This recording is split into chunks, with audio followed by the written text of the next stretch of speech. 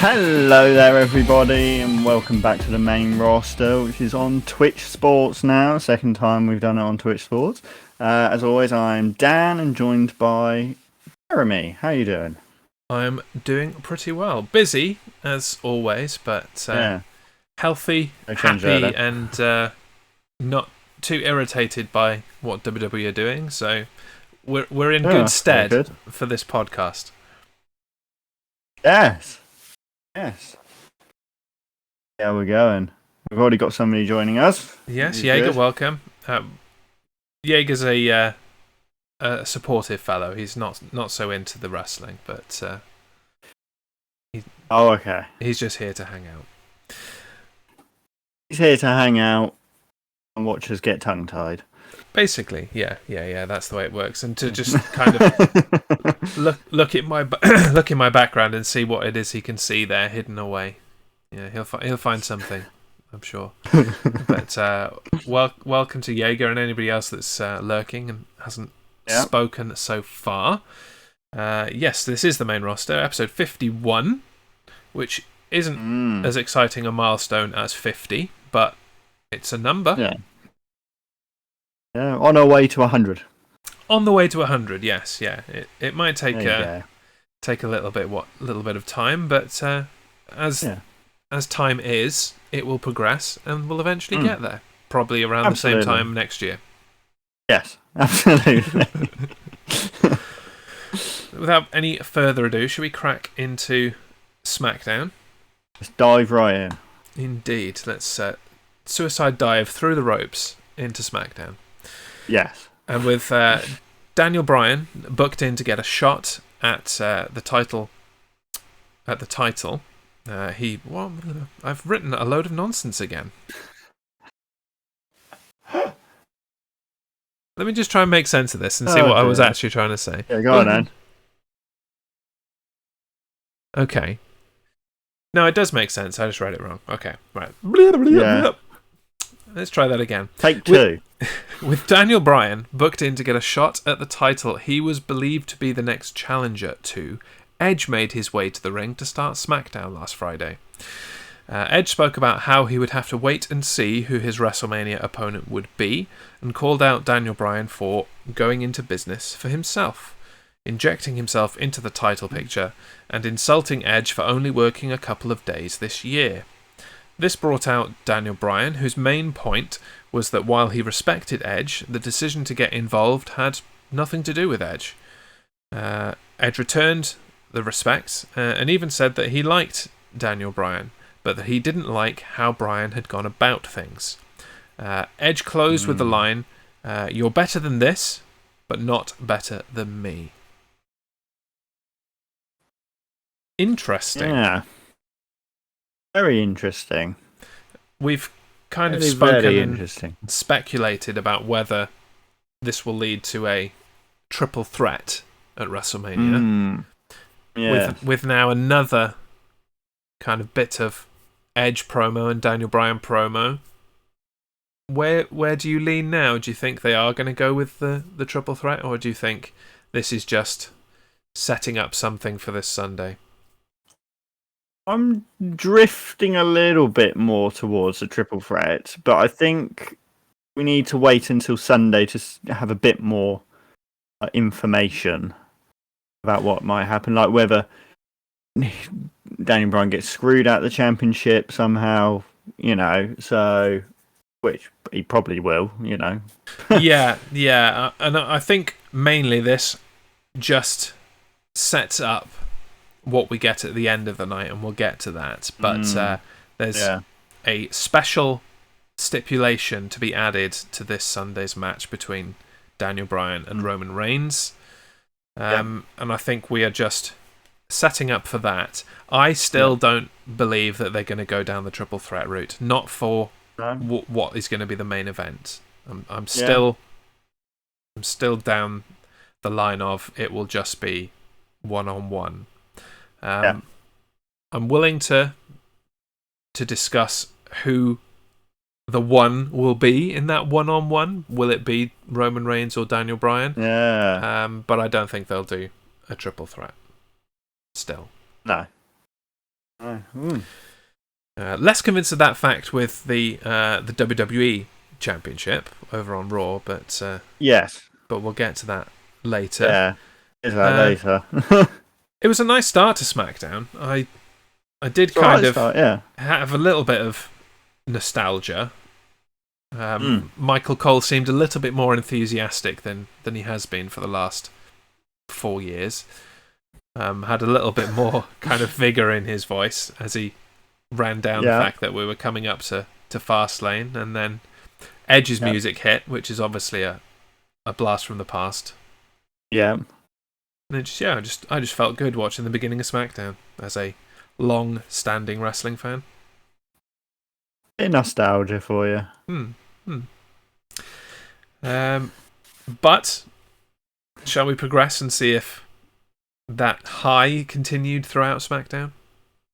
Yeah, let's carry on.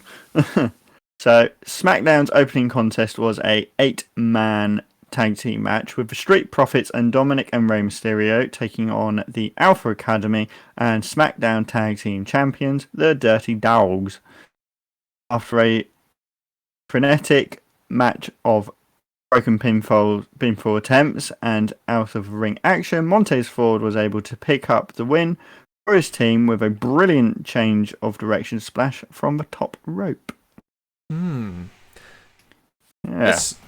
It was an okay match. It was one of those tag team matches where most of the action took place outside of the ring, and it was about who was going to come in and break up pinfalls and throw people out and that kind of thing. Yes.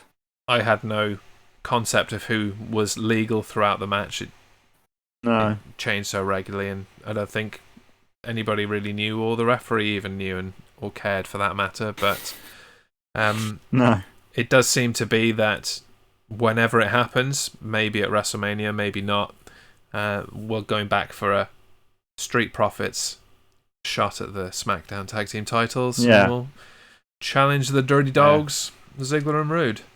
Yeah, I think that's definitely the direction it's going. Otis, for some reason, still being a heel.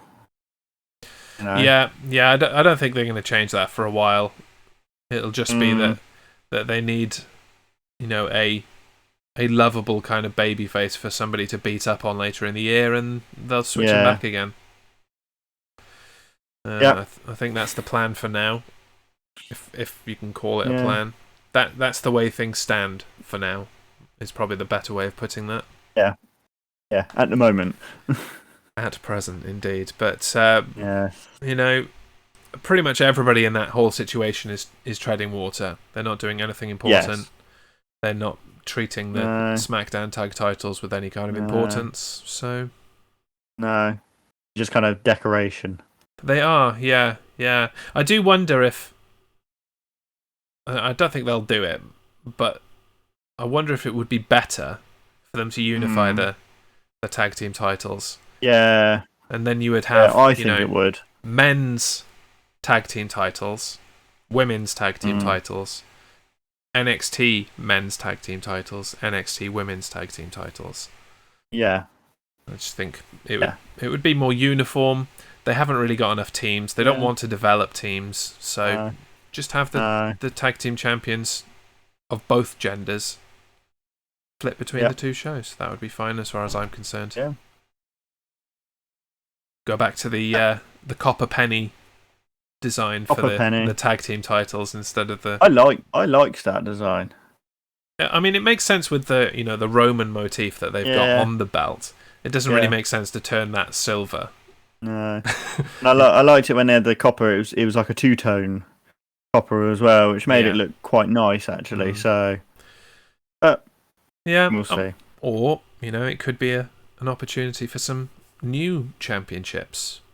New design, yeah.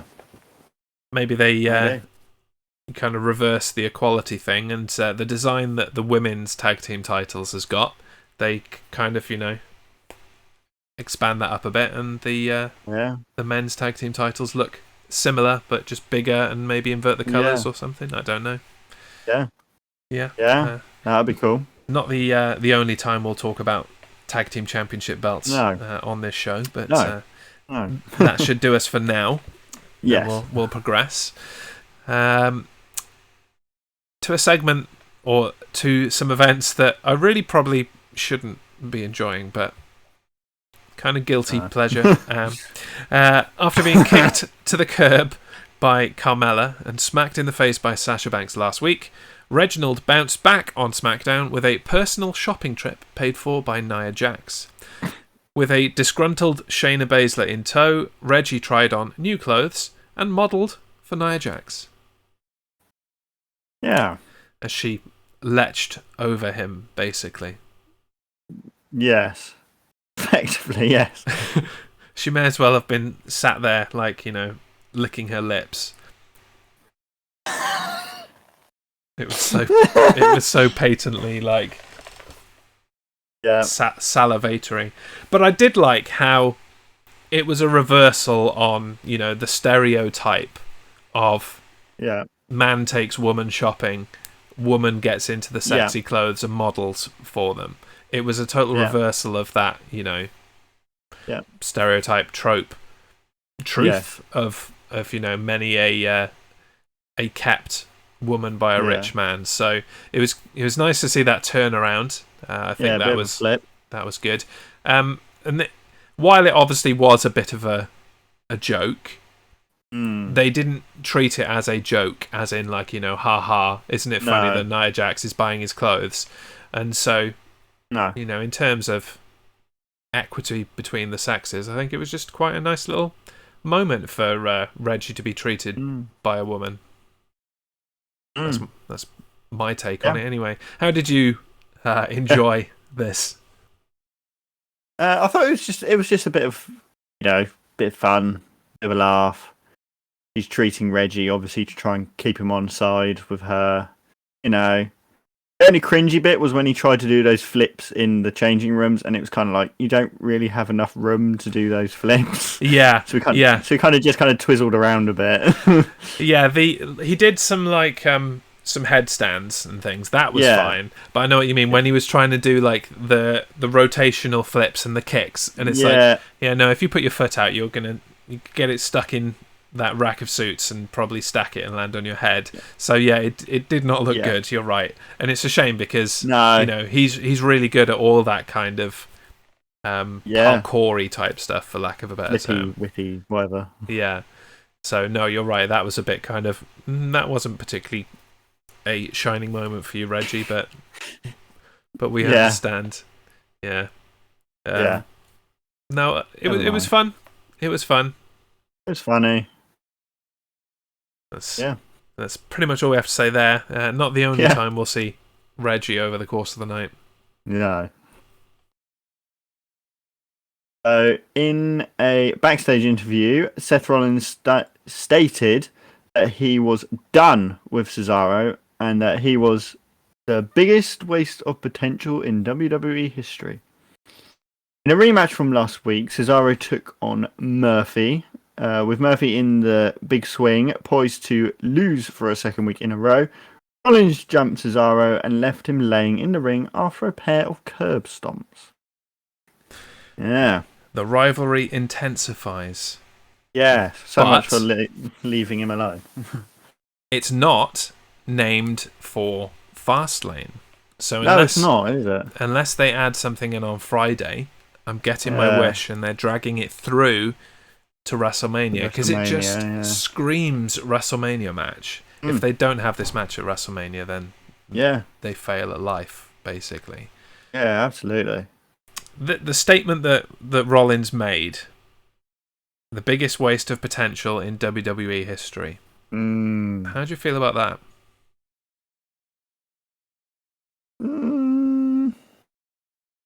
Yeah, kind of agree with it. There's an argument to be made, or you could definitely mount evidence for it. Yes. Yeah, it's interesting that they would be so kind of close to the bone with that kind of thing. Yeah. Especially considering how much of a company guy it turns out Cesaro is and has been. Yeah. When he was on Talking Smack a couple of months ago, and I think something similar came up. It's like, you just re-signed your contract. Why are you still here? You're not in the championship picture. You've been here for like 10 years now. What why aren't you pursuing things elsewhere? And he said, I love being here. I will make an opportunity out of whatever I'm given. I've been able to make opportunities out of putting my hand over my chest and saying "We the people." I've been able to change gimmicks several times. I've had like 3 different managers, and he just said, whatever they throw at me, I'll adapt and I'll make it look good. And he does.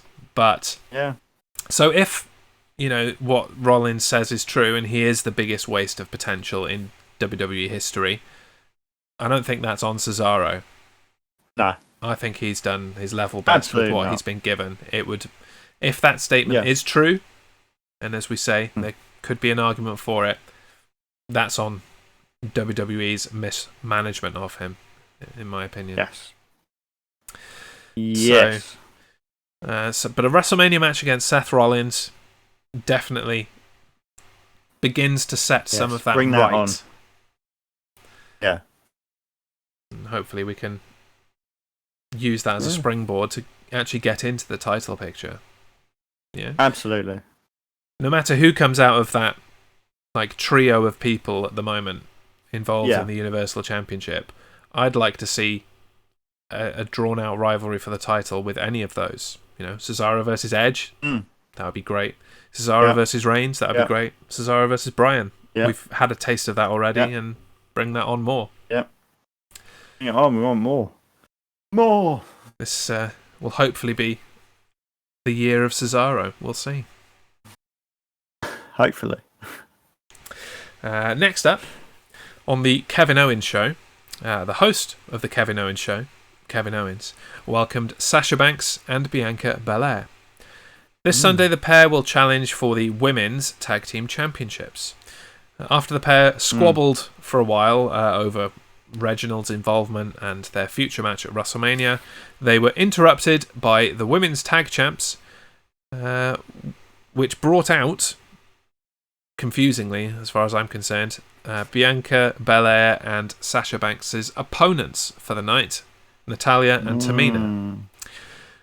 With Natalya pinned in the middle of the ring by Belair, Reginald leapt onto the apron and prevented the referee's count.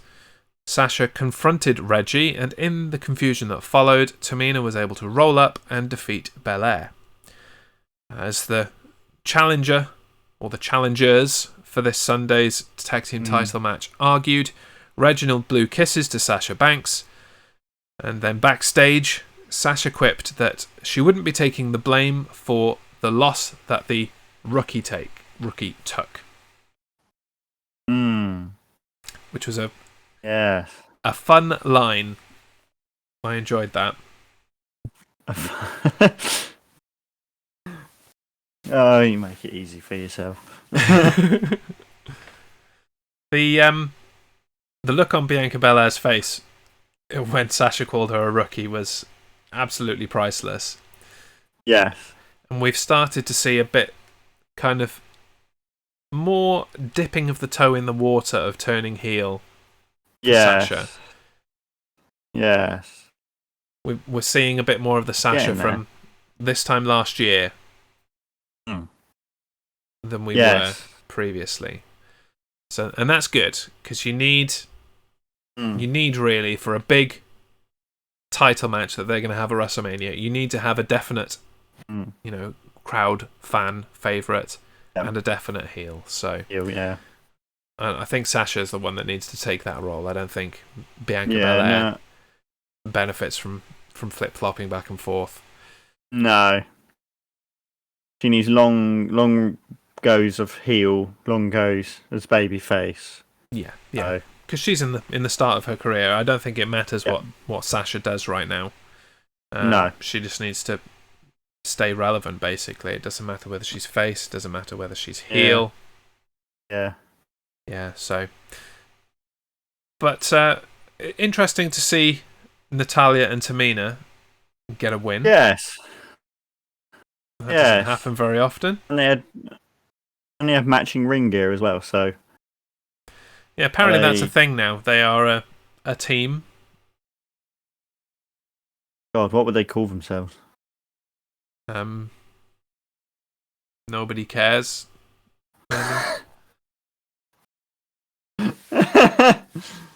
Maybe. I mean the veterans that nobody really gives a damn about. What's the acronym for that? TVTNOGADA. It's not very catchy. No, it needs to be a bit quicker. Tavagda. Is that what we did? Just put it as NC. Nobody cares. NC. Yeah. Nobody cares. The NC. Making their way to the ring is the NC. We need something that rhymes with boat for Tamina, so they could be the boat and the something. And the moat. The moat. I mean, I don't know how we can compare her to a ditch of water that surrounds a castle, but I'm not paid the big bucks to come up with these marketing strategies. That's somebody else's job. We need like an anagram for Tamina, because boat is obviously an anagram. Yeah, that's true. For best of all time. So, what is the anagram for the one woman who's done nothing in her WWE career? We could call her the Loat. Loat. The lamest of all time. There you go. The goat. Boat and the Loat. The boat and the Loat. There you go. And they could bring a goat with them to the ring. Again, okay. I don't write this stuff. Shall we move on? I don't think we can really get much more out of that, do you? No, I think we're done with that. Oh dear. So, carrying on. After a brutal assault from Apollo Crews put him on the shelf a few weeks ago, Big E made his triumphant return to SmackDown this week. A passionate Big E declared there would be no forgiveness for what he had done, and that he would have to go biblical Old Testament on Crews. An eye for an eye. He went on to say that pinning Crews wouldn't be enough. He would have to hurt him. Last week, Crews challenged Big E for another Intercontinental title match, and this week Big E accepted, calling out Crews on an immediate match. Big E's calls went unanswered, so he extended an open challenge instead. King Corbin came out to accept, but he talked too long and Sami Zayn accepted before him. While still somewhat distracted by the absence of Crews, Big E channeled that aggression into a powerful defeat of Zayn. After the match, Crews jumped Big E and once again attacked him with the steel steps. The biggest thing that I enjoyed from that is something that I'm surprised, doesn't happen every now and again, and that's, somebody comes out to accept an open challenge and they just talk too long. I'm surprised somebody else doesn't come and go, yeah, I accept it, this guy's taking too long, let's go on with it. Yeah. And it was that's very true. Completely consistent with Sami Zayn and his character right now. Yeah. And again, it puts Corbin and Zayn, in the same conversation, and I don't understand why they're doing that, but at least this week it was very entertaining. Yeah. One thing I will say about Corbin, and this is me being the fashion expert on the show, is Corbin had a new crown. I haven't noticed. I'm not the fashion expert on this podcast. Yeah, he usually has that sort of black thing he could use like as a weapon. And he had like a gold sort of version of it, but less pointy, and it had the lions he has on his gear. He had two of them on the front of it. All right. It's like, why have you changed your crown? Maybe the last one got broken or maybe stolen or something, and he didn't want to admit it, so he just went out and bought another one, and He's probably relying on nobody in WWE to notice, to be honest. What, the fact that he's gone from black crown to a gold crown? Yeah, I don't think they pay that much attention to that kind of thing. Yeah, true. So, oh well, interesting little tidbit there. Yes. I did not notice the crown. Yeah. Exciting that as a result of this, we're finally getting an Intercontinental title match on the pay-per-view. Yes. It has been so long since there has been an Intercontinental title match actually on the pay-per-view. They always throw them in, like on the SmackDown before or the SmackDown after, and it's been winding me up no end. So finally, we're getting it on the pay-per-view. Watch them put it on the pre-show now just to, ruin it. Just to annoy you. Just to annoy me personally. They're going to watch this podcast. They're going to be like, oh, he wants it on pay-per-view, does he? Ha ha ha ha ha. Pre-show. Screw you. But I think there's too much riding on this to be on the pre-show. I think it's too personal. Yeah. We'll get to predictions later, but I may have a slightly bold prediction for this one. Ooh. So stay tuned for that. And as we barrel through SmackDown, it closed out with a contract signing for the Universal Championship match at Fastlane. Before the contract was signed, Roman Reigns took his seat at the head of the table and proceeded to try and talk Bryan out of signing the contract. It was in vain, though, as after Reigns refused to sign it, Bryan immediately grabbed it and signed it, and went on his own verbal offensive and taunting Reigns until he signed the contract. As a result of this, Jey Uso got angry and declared himself the special enforcer for their title match. This brought out Edge, who suggested that this week on SmackDown, this Friday night, the last show before Fastlane, that he face Uso for the right to be the special enforcer. With the match booked, a melee ensued, and the big story of the night was that Daniel Bryan surprised Edge with a running knee. Bryan proceeded to celebrate as SmackDown rolled off the air. Yes. Interesting. It is. And it does give me slight pause with the conversation of who's going to win on Sunday. Yeah. But not too much. No. Do you know what I mean? You've got to make Daniel Bryan look at least credible as an opponent. Yes. The match will be longer than the one at Elimination Chamber. Yeah.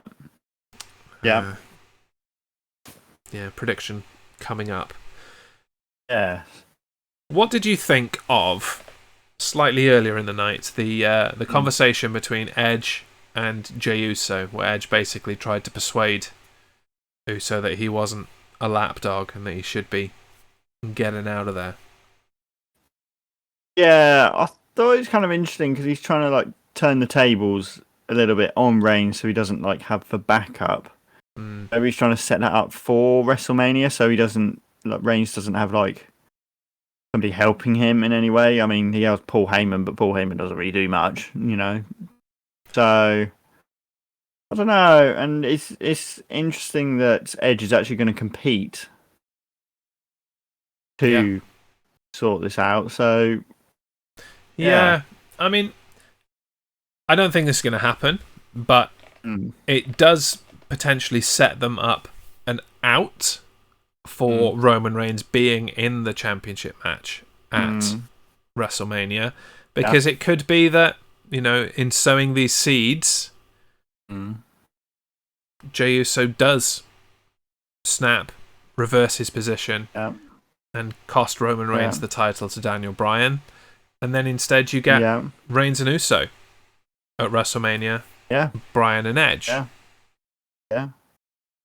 That's one way that you could create two very good, high-quality matches instead of one.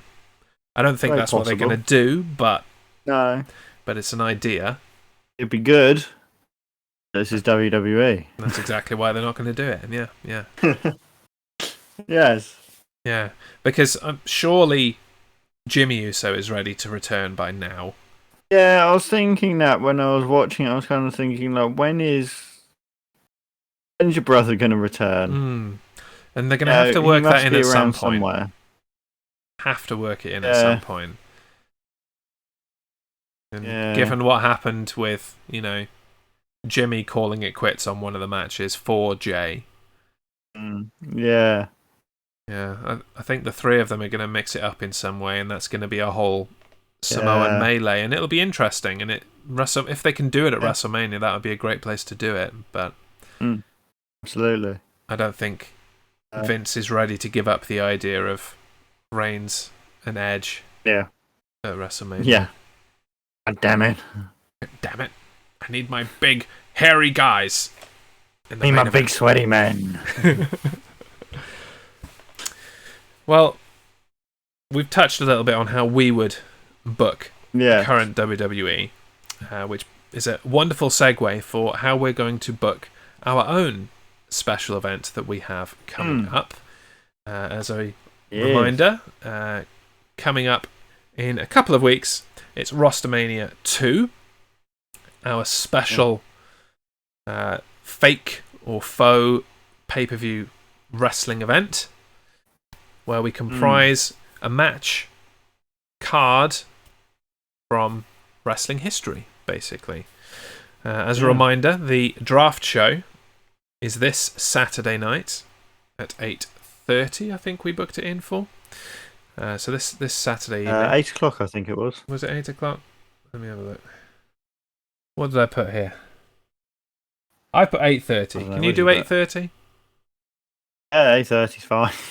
Cool. 8:30 it is. So 8:30 this Saturday. It's the Rostermania draft show. We will be choosing matches. We'll be putting our own suggestions in. We're tossing a coin to choose who gets to put the match into the slot. And also you, the viewer, listener, can have a say of what those matches are by putting your suggestions into the Discord of the Primetime Streamer Network. Just brought that up there in the chat. There you go.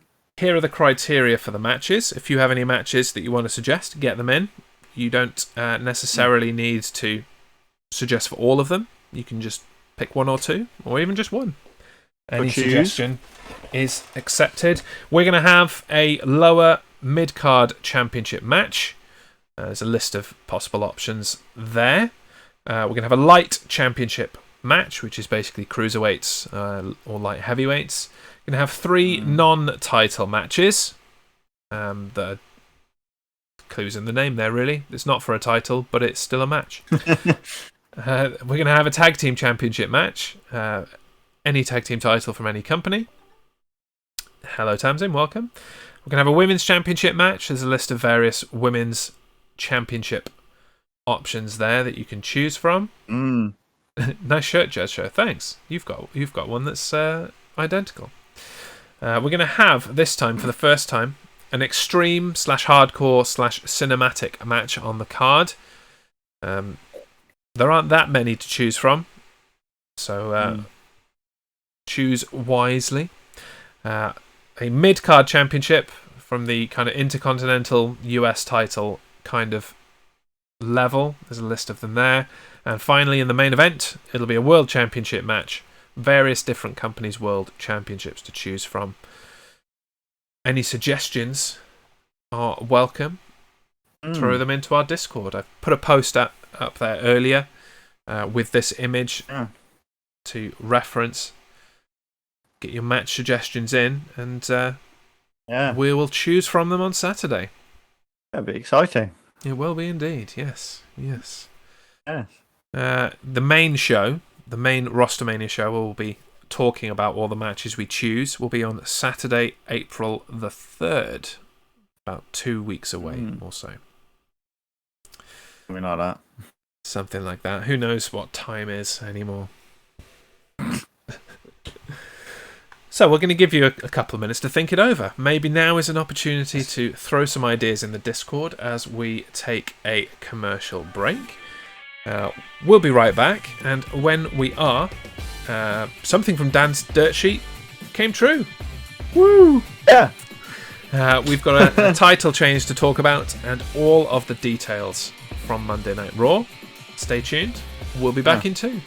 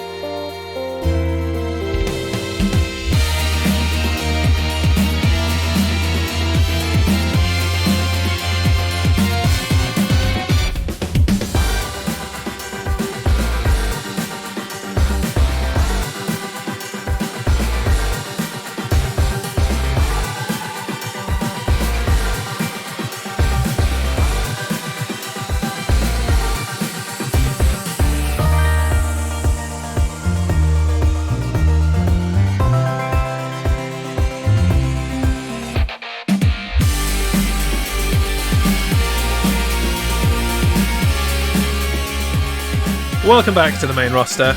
In the commercial break, behind the scenes, you've missed Dan's wonderful dancing. Yeah, I'm good at dancing. As he gets jiggy with the main roster theme. We don't usually hear that much of the theme in the opening. We only get like the first 30 seconds, and the rest of it's pretty snazzy. Yeah, it's all right. So now, keeping on the Dan theme, it's time for Dan's dirt sheet. Dirty. Oh, that never gets old. It will eventually. Yeah, it will eventually. We've got some time though, and then I'll change it up, add some more squelches or something. Nice. So we're going to start off with a specific superstar for one rumor, although I don't think it's around. I think it's been kind of confirmed. Is about Andrade. Oh. Apparently, he has asked WWE for his release from his contract. Mm-hmm. However, WWE have said no. So, I don't know what's going to happen there. So, yeah, what do you think? He's been off TV for quite some time now, hasn't he? Like, he left when they were still in the Performance Center with no crowd at all. Yeah. And, yeah. I mean, I don't really understand what happened there. He came to the end of one kind of story with him and Zelina Vega and Austin Theory. Who were they? Oh, they were against the Street Profits, weren't they? So they came to the end of that. Yes. Yeah. And then Austin Theory went back to NXT. Yeah. Andrade just disappeared. Yeah. It was weird. And it's surprising considering who he's dating. Yes. You'd have thought that she'd be able to talk him round and just encourage him to be a company guy for a bit, even if it was just for the length of his contract. Yeah, I know. It's a bit odd, but apparently Charlotte has put out a statement about it, and she said she'd be happy to do on-screen stuff with him as a couple, because she's never actually done that sort of thing on screen, so she'd be happy to do that. So whether that will happen, and he'll be happy to do that and see something different from him. So see something different from Charlotte for a start. Absolutely. Because it's difficult to be mixed up in the title picture when you're doing stuff with your boyfriend or soon-to-be husband. So I'm all for that. Let's keep Charlotte out of the title picture. Yeah, absolutely. Yeah, but no, they won't grant his release because he'd go straight to AEW and that would be that. Yeah, I think that's what they're trying to do. They're trying to keep people out of AEW. Obviously, it's the rival brand, although AEW only seems to hire the old people at the moment. So it's true, yeah. Yeah. But anyway, so that's that rumour. Now, the other one doesn't regard one superstar. It regards, like, pretty much the whole of professional wrestling in general. So if you notice that a lot of wrestlers, if they do like a super kick or any sort of kick, they will slap their thigh so you get the sound. But now Vince McMahon has gone, I don't like that anymore, so stop doing it. I had heard this one, actually. So, it's a bit, what you doing, Vinny? I mean, I kind of agree with him on this. It's just gotten a bit ridiculous, and it's not really the fault of the WWE roster. It's the likes of the Young Bucks and a lot of the kind of more fast-paced people. I don't like that so many people do the super kick, personally, especially because they'll be in some matches you'll see like 3 or 4, and it's like, no, this is somebody using all of their weight and kicking you in the face. Yeah, that should be a finisher. At the very least, it should take you off your feet. When somebody is super kicked and they just go and stumble a bit, it does my head in. So, yeah, maybe if the fact that they can't slap their legs to make the noise for the super kick, they'll stop doing it quite as much. Yeah, I mean, back in the day, it was like Shawn Michaels used it as his finisher, and that was about it, really, wasn't it? Yeah. Now, Dolph Ziggler uses it because he had that moment where he kind of went through his Shawn Michaels wannabe using a flip. I don't think he's left that, but yeah. No, yeah. The Usos do it. Adam Cole does it.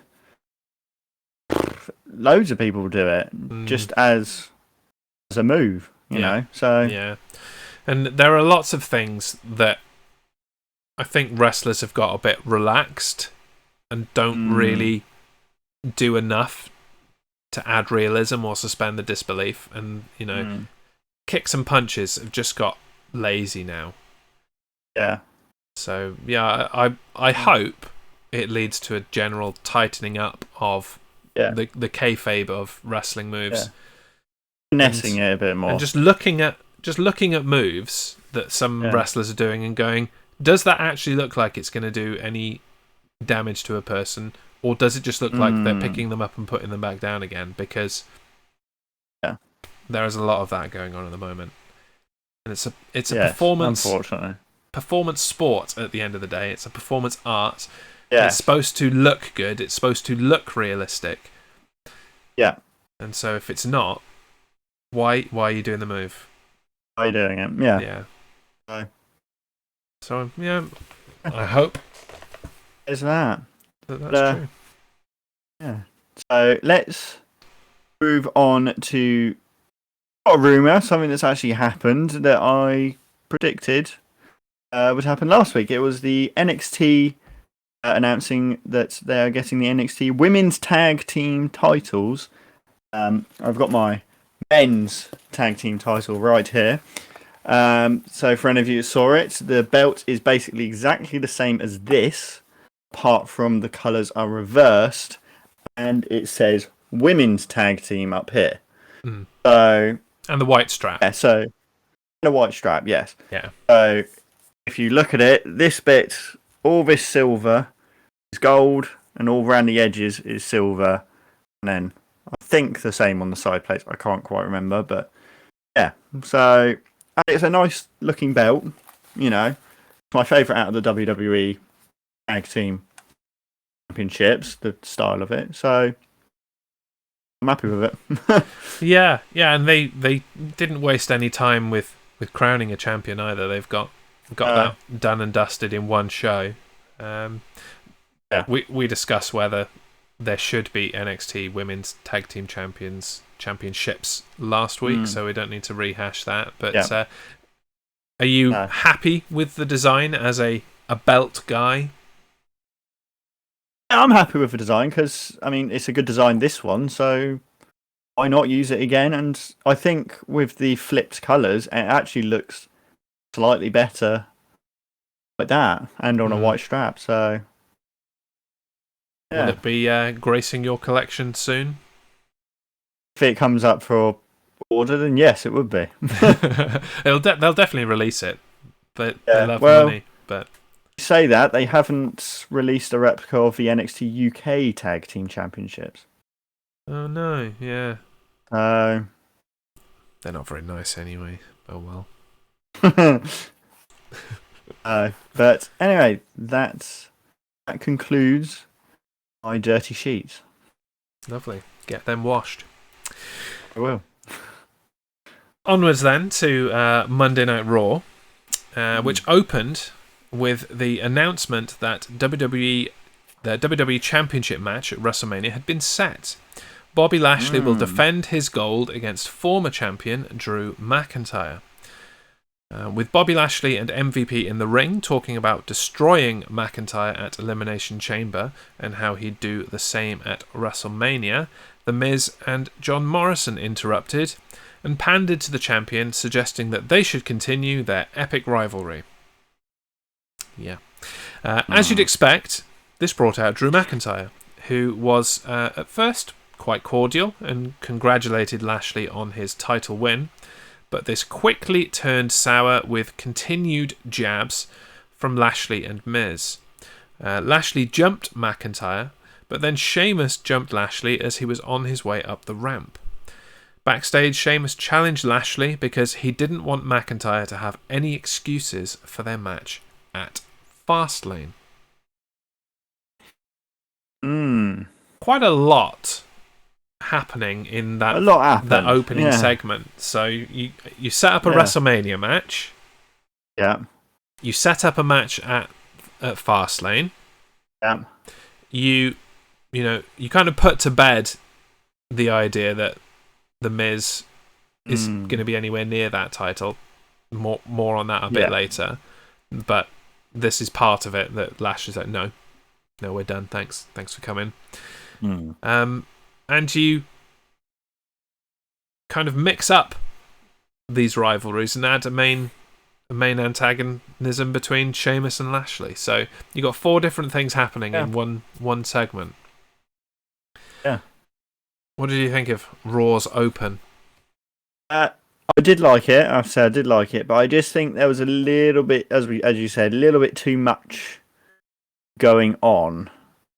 It was like, this is happening. Sheamus pops out of nowhere. This is happening. Da da da da da. So it's just a little bit too much. I think you probably could have done most of this by taking Miz and Morrison out of the situation. I don't think they added anything really. You could have just had... They didn't really need to be there. No. You could have just had Lashley and MVP in the ring. McIntyre comes out and, he gets annoyed.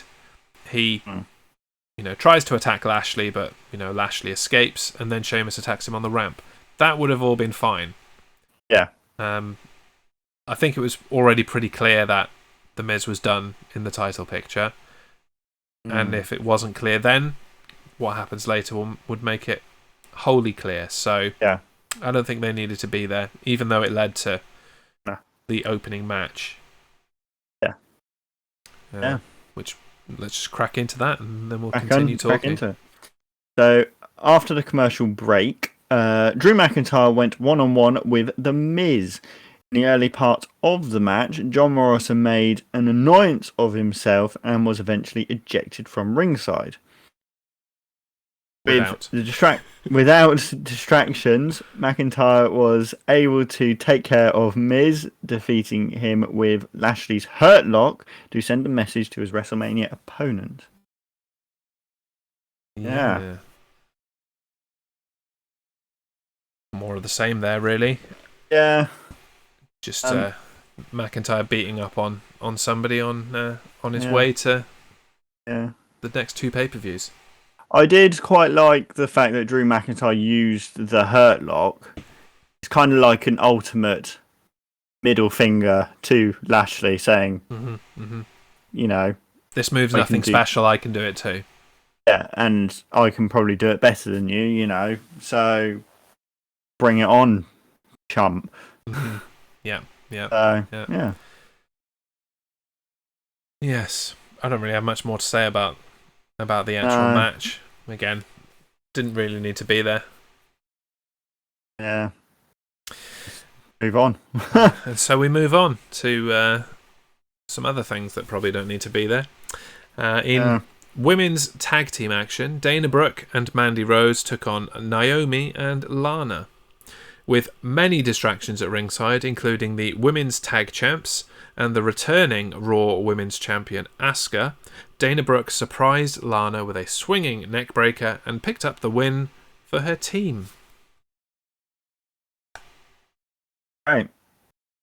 Great, yeah. They just keep lining up challenges for the women's tag team titles, don't they? Yeah. But one question for you. What would be worse? Having Lana as a champion or Dana Brooke as a champion? Oh, Dana Brooke, hands down. It's not even a discussion. Like, at least, you know, Lana has kind of won people over with her life story a bit. Like, Dana Brooke has actually had some horrific things happen to her and I still don't care about her. Can you imagine if Mandy Rose and Dana Brooke win the tag team championships? They won't. But what if they do? But they won't. But what if they do? It's just not going to happen. Yeah, but what if they do? Then they retire the belts immediately because that's it. They jump the shark. That's it. They can't recover from that. Those belts are garbage. Okay, fair enough. Yeah. I don't like Dana Brooke at all. And I don't even know why. There's just something about her that rubs me the wrong way. Watch as it happens, says Jaeger. It's like, yep, well, they said it's never going to happen, and it happened, so watch this space. Let's move on to some more tag teams, shall we? Yes. It was time for lots of W's. Raw Tag Team Champions next on Raw, as the New Day defeated the Hurt Business in exciting fashion. As the duo celebrated their title victory, AJ Styles interrupted and made his way to the ring. Styles explains that there weren't too many things left on his bucket list, and so he and Omos were laying down a challenge for the tag titles. New Day accepted, and the match is on for WrestleMania. Well, that came out of nowhere, didn't it? Yeah. I was not expecting that at all. It is like the only thing he needs to get to be a Grand Slam champion, I think, in WWE, so why not?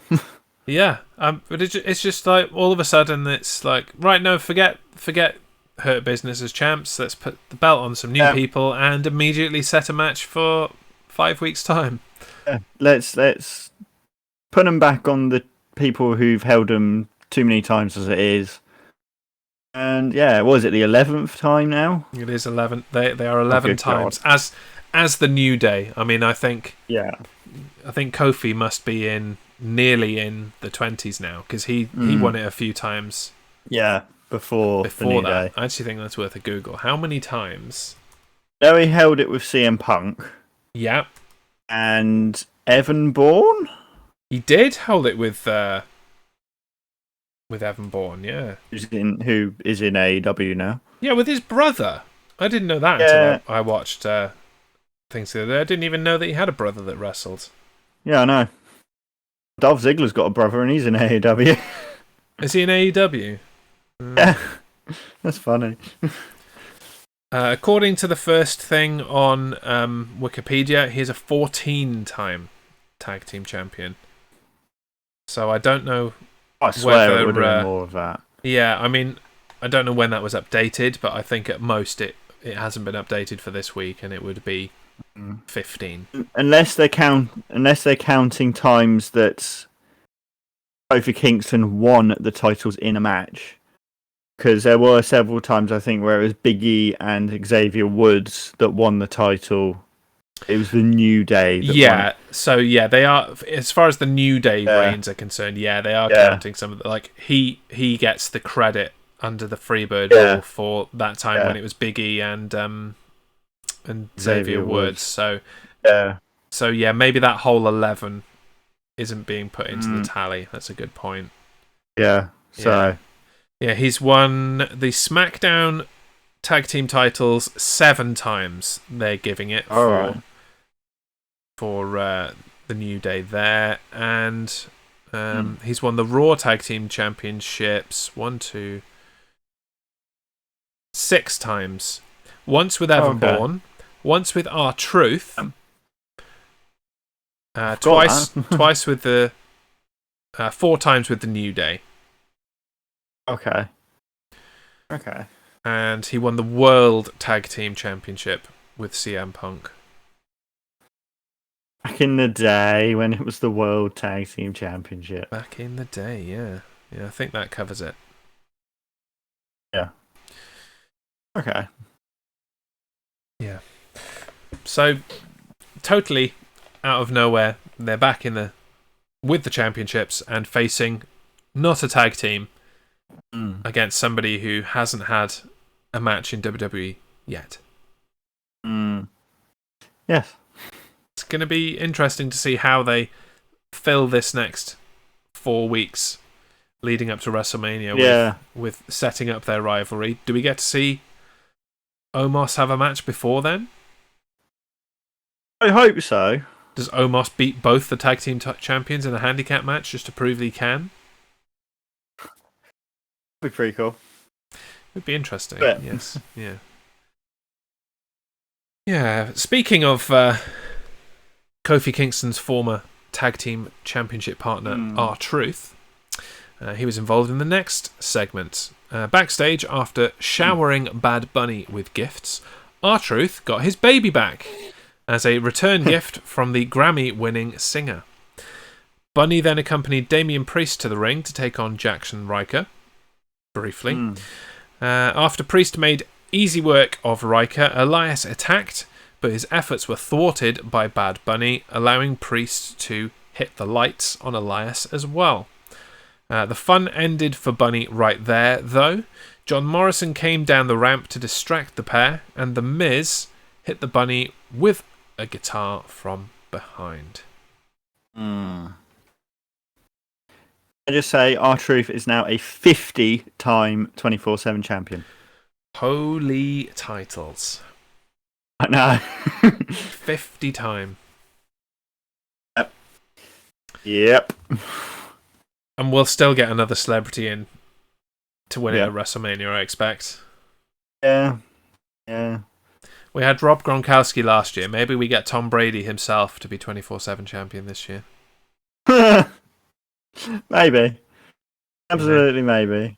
7 championship rings in the NFL and a 24/7 championship. Which will be worth more? Well, any of the Super Bowls, actually. But it'll still be fun. Yeah. The 24/7 championship is worth nothing. It's worth even less now that it's literally been handed from a singer to a wrestler without a pinfall. Like, if it didn't mean anything before, now it means absolutely nothing. It means diddly squat. Yeah. And it kind of annoyed me that as soon as Truth had the belt back, then the Horde came straight after him. It's like, really? Would you not, try and get him with? I mean, the Damien. Horde. I get that Damian Priest is a big dude, but you'd still go if you wanted that belt. You'd still go for it with him there or not. It's nonsense. Yeah, absolutely. Load of rubbish. A load of rubbish. Anyway. But clearly, we're going in the Miz versus Bad Bunny at WrestleMania type direction, aren't we? Yeah, I think it'll be a tag team, Bad Bunny and Damien Priest versus Miz and Morrison. I think that's the way it will probably go, because I don't think they'll be able to have Bad Bunny in the ring one-on-one properly, Yeah. We'll see. I hope you're right, but I can also see it just being Bad Bunny and the Miz with the two other people at ringside cheering them on. Yeah. Oh dear. Oh dear. Oh dear, indeed. But something we got excited about last week, and I'm going to continue to get excited about now. Take it away. Righto. As he did last week, Braun Strowman once again called out Shane McMahon. Braun asserted that the only reason Shane apologised last week is because he's scared of him and doesn't have the guts to say what he really wants to say. Went on to challenge McMahon, and Shane accepted. When it came time for the match, Shane stalled outside the ring. He was eventually caught by Strowman, but Strowman got cocky, allowing Shane to hit him with a camera. But Broman on the announce table and delivered a leap of faith from the top turnbuckle. McMahon then covered the monster among men in green paint and continued to call him stupid as he walked away. I didn't really understand why there was 2 massive buckets of green paint under the ring. Yeah, I didn't understand that at all. I mean, you can only assume that Shane put them there, knowing that he would have some opportunity to embarrass Strowman with them later. That's only the real. Or is the red brand? Is the red brand going to turn into the green brand? Maybe it's going to become whatever Global Force Wrestling. That was green, wasn't it? Yeah, it was. Is Impact still green, or have they gone back to blue now? Or are they red? They're red. Okay. Red. Yeah, because they're Canadian owned, so they're red like the Canadian flag, aren't they? Yeah. It's the colour of money, man. Oh, of course it is. Welcome, always be chatting. Yeah, you're right. Here comes the money. Splooge in your face. Okay. Yeah. Oh, I like that more now. That's a bit better. That might be too clever for what actually happened for WWE, but I'm going to take it. That works. Yeah. Why not? So this has set up Strowman versus Shane at Fastlane this Sunday. Yes. We'll predict it later. But just quickly, do you think that it will end at Fastlane, or will it carry to WrestleMania? Carry to WrestleMania. Yes, I think so too. Yeah. So when we get to the predictions, we'll have to bear that in mind. Shane leaps off something. Yeah, well, he did his leap of faith from the top turnbuckle across to the announce table that he's done a few times now. That's always sweet to see. What will raise the stakes? How will they get out of an end to this match on Sunday so that they can carry it to WrestleMania? God knows. It's all very exciting as far as I'm concerned. I look forward to that. And also the excitement builds towards the inevitable return of the Fiend Bray Wyatt. And on Raw, Alexa Bliss challenged Randy Orton to take her out at Fastlane. I'd happily take her out. Yeah, I mean, she did use the words "take her out," so I don't know if at Fastlane she's going to set up some kind of fake restaurant backstage, and she's going to be like, "Come on, Randy, come take me out," and there's going to be a play on that, and then it'll develop from there, or whether it's just bad wording. Yeah. It has to be this Sunday that the Fiend actually returns, right? I don't know. It's a tough one. It all points yes, because he'll come back and help Alexa. But at the same time, I kind of don't want him to. I know what you want mean. him to return at WrestleMania when when there's an audience, you know. It's a tough one. It is a tough one. We seem to have dropped the Randy Orton potentially having a fight with himself thing. They haven't done anything with that. Unless that happens. Unless that is what Fastlane. happens at Fastlane. Alexa draws him into a place that, sends him cuckoo, and he ends up having a match with himself. Alexa morphs into Randy Orton. I don't know. Yeah, that could be it. Yeah. Yeah. I mean, currently, and we've still got SmackDown to go on Friday, but there are only 5 matches booked for Fastlane. That does not a full pay-per-view make, so maybe this kind of brings that out into a 15-20 minute kind of deal. I know it's definitely been confirmed, hasn't it, this? What, Fastlane? That there's going to be something happening at Fastlane, yes, yeah. That it's, Alexa Bliss versus Randy Orton. They've said that. Have they actually booked it as a match? They've actually booked it there, and they're stating it as like an intergender match. Oh, really? I didn't spot that. Okay. So, okay. Well, we'll have to remember to actually predict it.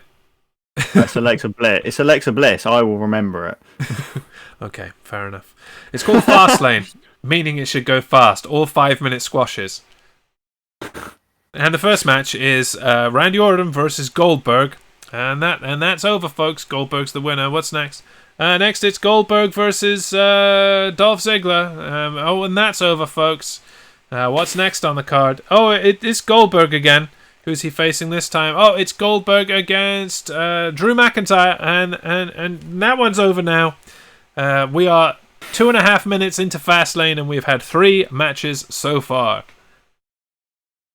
Halfway, swap out Goldie with Brock. Yeah. At least sometimes Brock had slightly longer matches. He might have had the same moveset, but it takes a long time to German suplex someone 14 times or whatever. Absolutely. It takes some time. Yeah. Speaking of which, though, it's a nice segue. I guess with naming McIntyre Lashley's opponent at WrestleMania, we can put to bed any idea that it's going to be Brock Lesnar. Or can we? Yes, we can. If Brock Lesnar comes in, absolutely destroys Drew McIntyre. Nah. In Suplex City, all roads are express. In Suplex City, you can ride in the carpool lane by yourself. Gets you from A to B much quicker. Okay, shall we move on before you end up going absolutely mental? I can draw you a map of Suplex City if that will help. No. Alright, fine, let's move on. Okay. So after returning during the women's tag team match earlier, Asuka went one-on-one with the person that kicked her teeth out a few weeks ago, Shayna Baszler. One of the more vicious women's matches we've seen on TV for some time, the two ladies targeted each other's jaws, trying to knock out more teeth from each other. The match was thrown out as Asuka tried to launch Baszler jaw first into an exposed turnbuckle. Yes. More aggression from Asuka. Yeah, I really enjoyed this match. And now I want this for the women's title, because it's just kind of fallen into their laps, this epic rivalry, with the fact that Shayna Baszler accidentally kicked several teeth out of Asuka's mouth. Booted him away. And that match on Raw just served as an excellent preview to how vicious and aggressive this can be. And I I want to see them have some kind of extreme match. Yeah. We don't see enough extreme matches with the women. So I'd love to see that. I know, we at need to see more. WrestleMania. Make We soup. need to see more. Walks to sit down. Suplex! See what you did there? Don't think it's God. necessarily worth addressing whether it's funny or not, but it was a statement that happened. Statement that happened. We haven't had a match that happened on this show for a while, so instead we have a statement that happened. Oh dear. Still need to buy one of those t-shirts. Yeah. Yeah, so other than that, I don't think we're going to see it this week. No. Let's drag it out to WrestleMania. Let's have that at WrestleMania. Nia Jax can have a, another shopping trip with Reginald, whatever. I don't know. I don't care. Go shopping with Reggie. But it does kind of require Jackson Baszler to lose the tag team titles, I think. Yes. I think that maybe Asuka could become involved in that tag team title match. Much like there are going to be many people involved in that tag team title match, I think the women's tag team title match is going to be crazy and all off the place. Yeah. So, yeah, watch this space. But we've declared the match we want to see now for the Raw women's title. Absolutely. So in the second of two championship matches on Raw, Riddle defended his United States Championship, the ball bag belt, against the leader of Retribution, Mustafa Ali. The bad times continued for Retribution when T-Ball T-Bar distracted the official while Ali had a cover. This allowed Riddle to capitalise and be victorious, retaining his championship. Yes. Can we have a Riddle match where he wins and then he gets to stay in the ring for a little bit? No. He immediately has to leg it the moment he finishes the match at the moment. Because he's either beaten Lashley or taken Lashley's belt and he's irate and chases him off, or he's beaten somebody that's got an entourage of 6 people with him and has to run away. He leaves that scooter behind all the time, and considering he makes such a big deal about how much he loves that scooter and he doesn't want to just leave it backstage during his matches, you think he'd at least go and get that before running away. Yeah, grab it as he's going. Yeah, park it in a more strategic position to grab it with one hand on the way. Absolutely. But yeah, another loss for somebody in Retribution. Yeah. Ali continues to be annoyed. Are we going to get to the end of this stable? Is that going to happen? I feel like it's going in that direction. So. There becomes a point where they just keep dragging out the fact that they lose and lose and lose, and that Ali gets annoyed with them. They just need to get on with it. Yeah. And it would be really good for the members of Retribution to just rebel against Ali and just demolish him. And in the ring, there and then, they take off all their masks and their garb and that kind of thing. And they introduce themselves as, who they are, who they were in NXT. Yeah. So, my name is Dominik Dijakovic. And I'm actually a pretty badass guy. Yeah. And Mia Yim, and there's so much talent there for them to just introduce themselves, demolish Mustafa Ali, whatever you want to call him, and leave that behind. They could even introduce the idea that, we've got a real leader coming. Yeah, I'll be down for that. Somebody better. Yeah. If you could pick one person from the current roster to come in and lead Retribution instead of Ali, who would it be?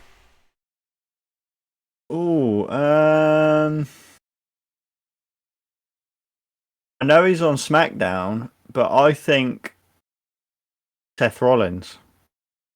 Yeah, I mean, Seth Rollins' gimmick lends itself to having Yeah. like followers or a flock or whatever you want to call that. So that would work. I would like to see, keeping Riddle involved for a little bit. Yeah. I would like to see Keith Lee turn up and be the new leader of Retribution. Cool. Turn heel. I mean, I know his girlfriend's in the stable, but I think like Keith Lee has just been dull as a babyface on Raw.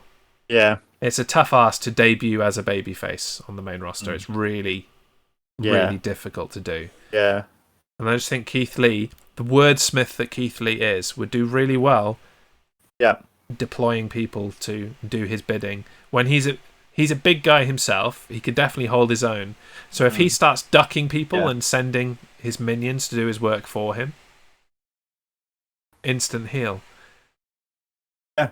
And you got the connection with Dijakovic as well. They teamed up a bit on NXT, so they've already got that relationship that they could build on. Yeah, I want to see it. Roosterbeast says Sami Zayn. He's always talking about Revolution and whatnot, and leading an underdog group would be good for his credibility. I like that too.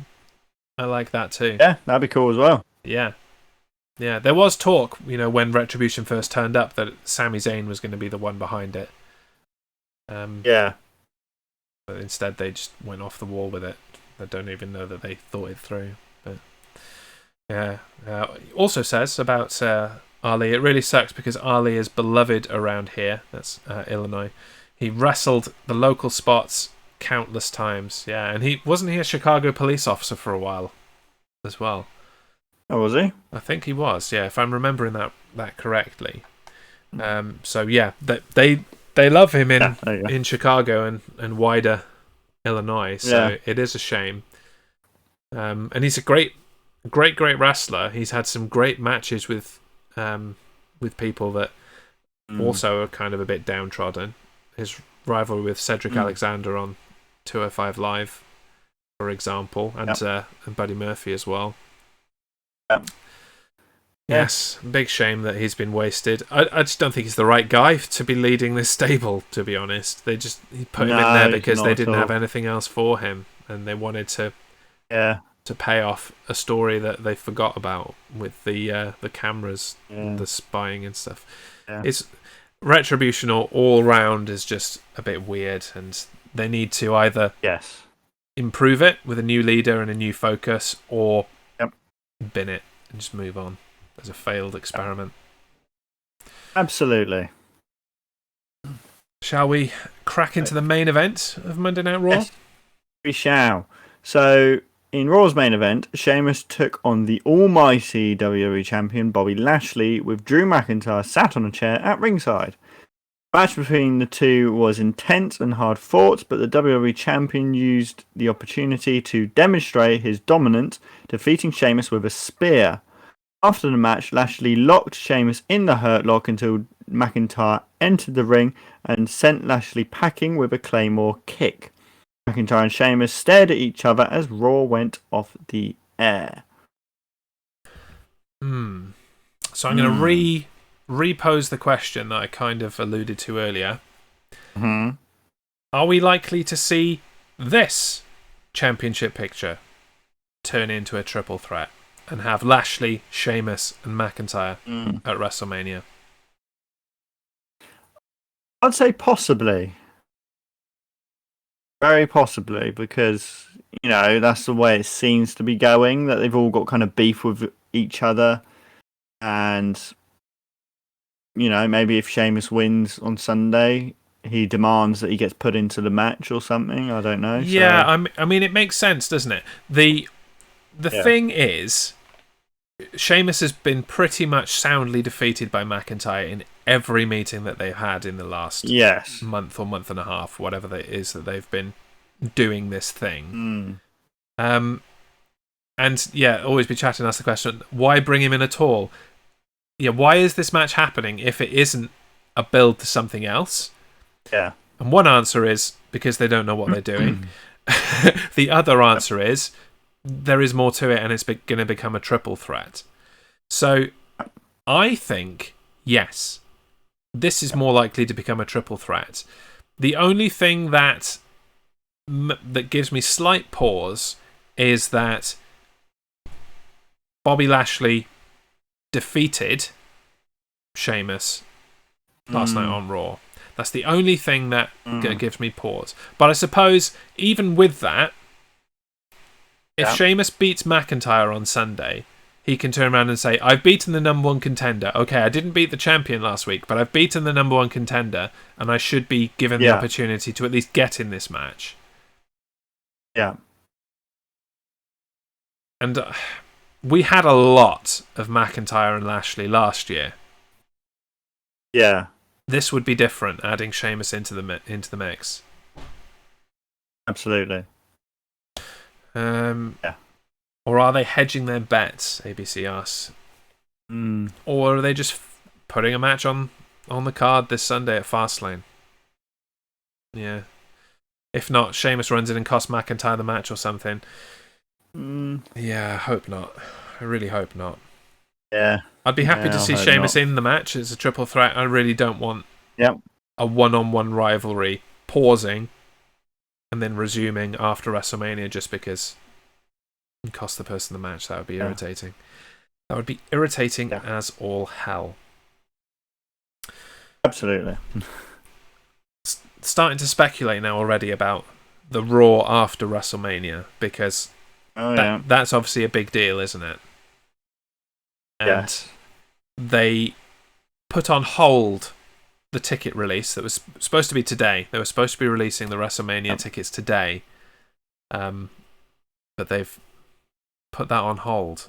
I wonder what the problem is. And is it that they are just trying generally to seek agreement to have crowd back again? I don't. So they could sell a WrestleMania and Raw package, maybe? I don't know. But maybe that's something that you could follow, and if we don't have any news, bring up in the dirt sheet next week. I'll try and have a dig around. Yeah. 4D Gaming, welcome. Shame we couldn't have Brock versus Lashley. It is a shame. Yeah. I mean, if it's not happening now, I think that ship has sailed. I don't think we're ever going to get it now. Yeah.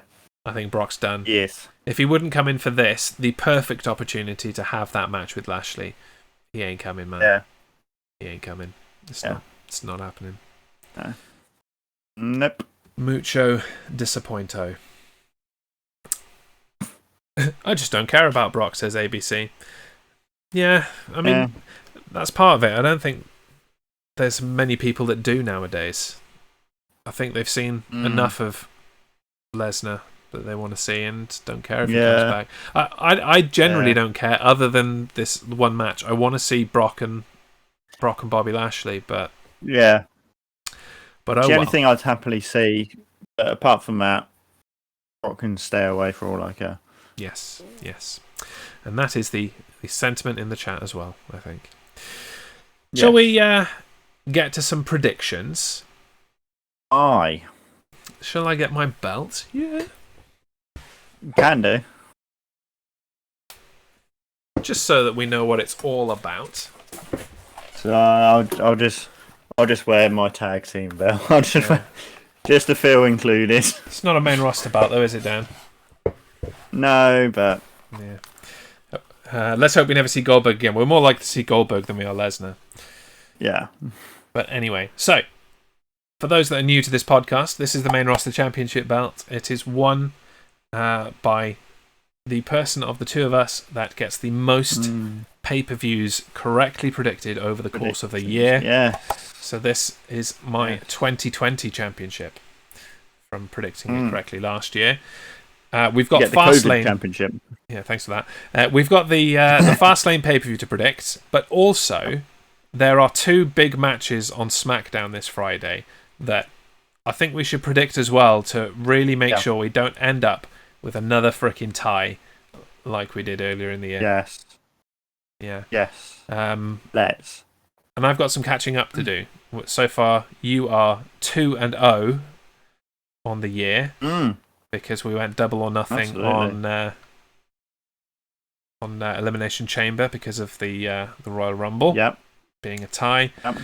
So yeah, I really need this win. I really need the win. So first of all, the 2 SmackDown matches we're going to predict. Number 1, there is a SmackDown Women's Championship match. Sasha Banks will defend against Nia Jax. Yes. What do we think? I think Banks will retain.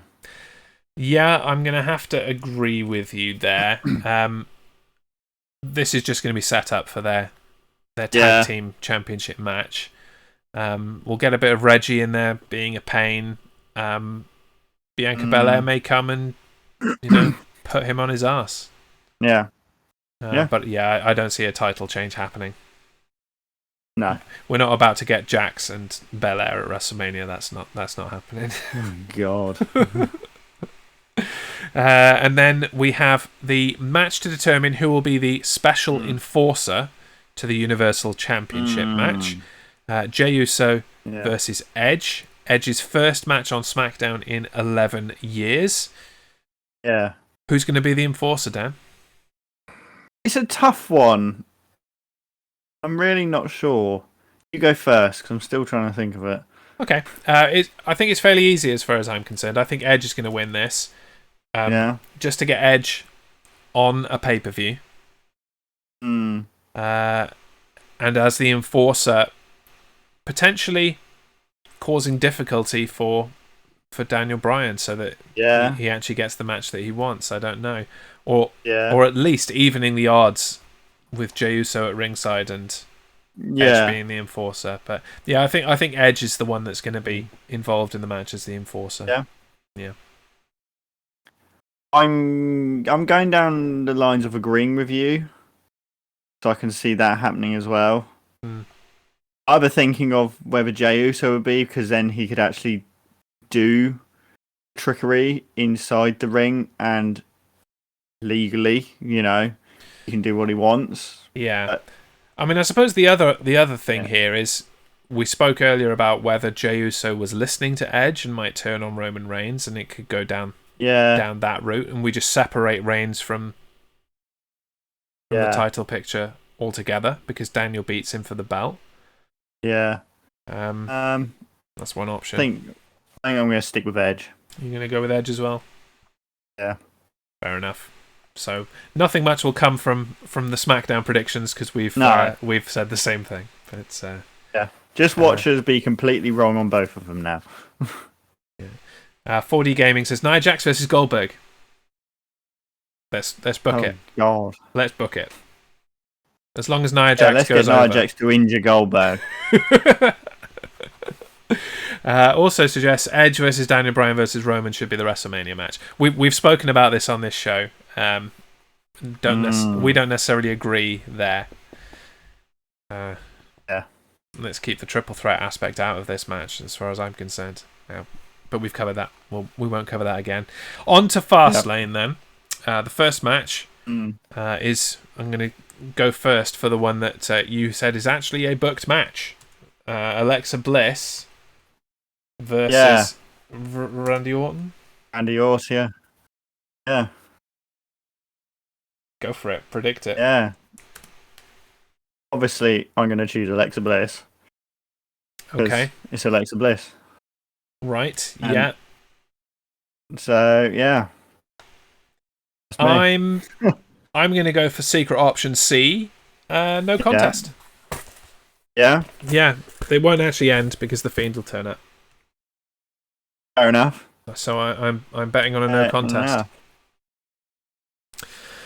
And I'm just double checking, and on Facebook, it is confirmed.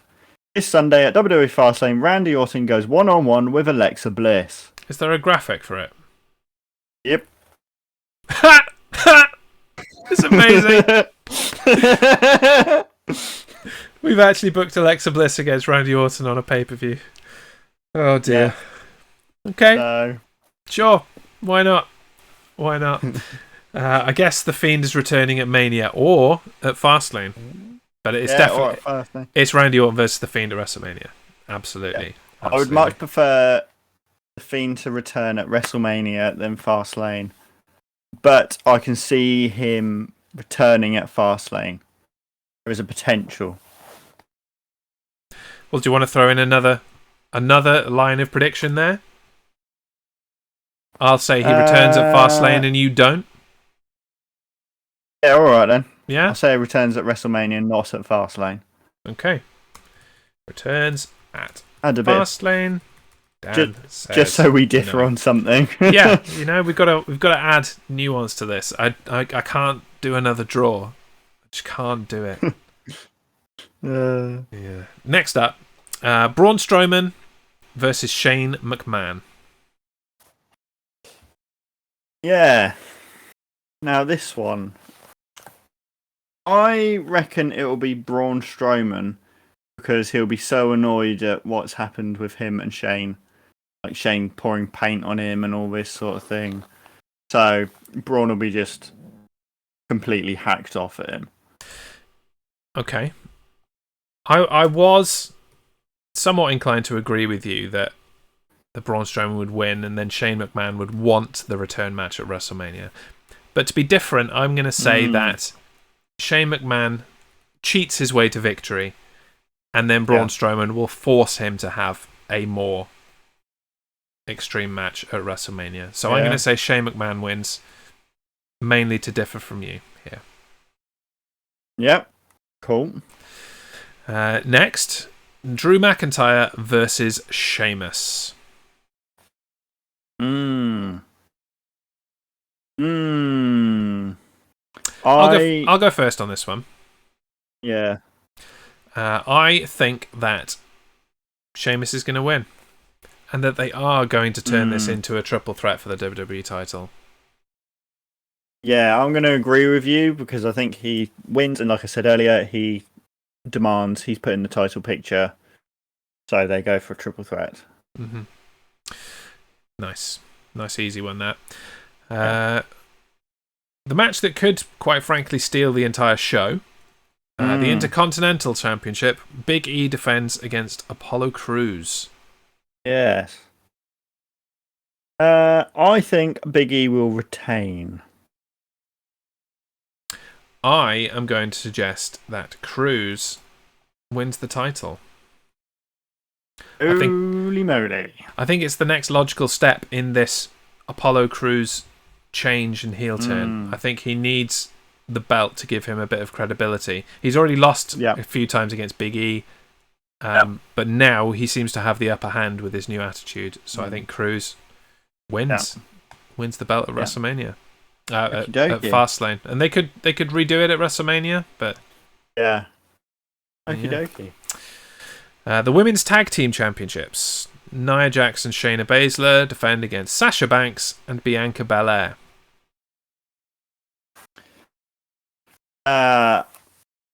They retain. I'm going to differ. I think that Banks and Belair are going to take it to allow Baszler to go on and face Asuka for the Raw Women's title at WrestleMania. And I think that Banks and Belair will lose the Women's Tag Team Championships to someone within a week or two on the road to WrestleMania. Not to Dana Brooke and Mandy Rose. Anyway, I mean, maybe them, but anyone but them. But yeah, I think they win the belts, and it brings them together for a little bit, and then they argue it out, and they lose the belts afterwards. So just to get the belts off Jackson Baszler so that they can move in that other direction. That's my That's my thought there. And it's another difference, so it gives us a chance to actually win. Lovely, lovely. And finally, the main event. Lovely jubbly. The Universal Championship. Roman Reigns against Daniel Bryan with either Jey Uso or Edge, a special enforcer. So I think it does very much depend on who's the enforcer. But I think Roman Reigns is going to defend and successfully defend his title. Yeah, I can't disagree with you there. Yeah. And, you know, I'm going to be mean and say that we are not allowed to change our picks based on what happens on SmackDown. We're picking now, not on Saturday. No, that's fine. So, yeah. Absolutely fine. But I'm with you. I think Cool, Reigns retains, and we just get Edge and Reigns at Mania, straight up. Yeah. Daniel Bryan needs to find something else to do. Probably Jey Uso. Probably Bryan against Jey Uso. Yeah. Yeah. So there we go. That's that predicted. As always, if anything else is added to the card over the course of the week, we will predict it and announce it on social media. If you are not in our Discord server, in the Primetime Streamer Network Discord server, there it is. Go ahead and join it. After we finish here, I'm going to be putting up a post in the wrestling section for you to be able to predict Fastlane and join in the fun. That'll be the first time that our viewers have joined in with the prediction game, and we'll do so for the rest of 2021, and the overall winner will get a prize. Yeah. So your opportunity to join in with us here on the podcast. Yeah. Okay, so to finish, there's something very special about today. It's March the 16th, which, if you write your date in the American system, as well as many other countries, just not here, that is written as 3/16, which is reminiscent of a very popular WWE superstar and Hall of Famer, Stone Cold Steve Austin. Yeah. Colloquially, this day is known as 3/16 Day in wrestling circles. So we thought we'd take a minute before we go to share our favourite Stone Cold Steve Austin moments. Yeah. What would be your favourite Stone Cold Steve Austin moment? One of my favourite, because obviously there's many moments, but one bit I thought that was just funny and a bit of fun was when he was up against Vince McMahon. He wasn't wrestling, and he drove the beer truck down the aisle and sprayed everyone with beer. Yeah, I think that's up there on a very many people's list. That's just stupid fun, and it's just hilarious to watch Vince McMahon fall over. Yeah, it is an iconic moment, and actually one of my favourites. And it's linked to my all-time favourite. Is when that's turned around and Kurt Angle comes and sprays Stone Cold Steve Austin and the rest of the WCW ECW alliance with milk in a kind of homage / insult to that original moment. So that's a fun moment, mostly because after a while and after the milk is collected for a little while, Stone Cold Steve Austin starts swimming in the milk.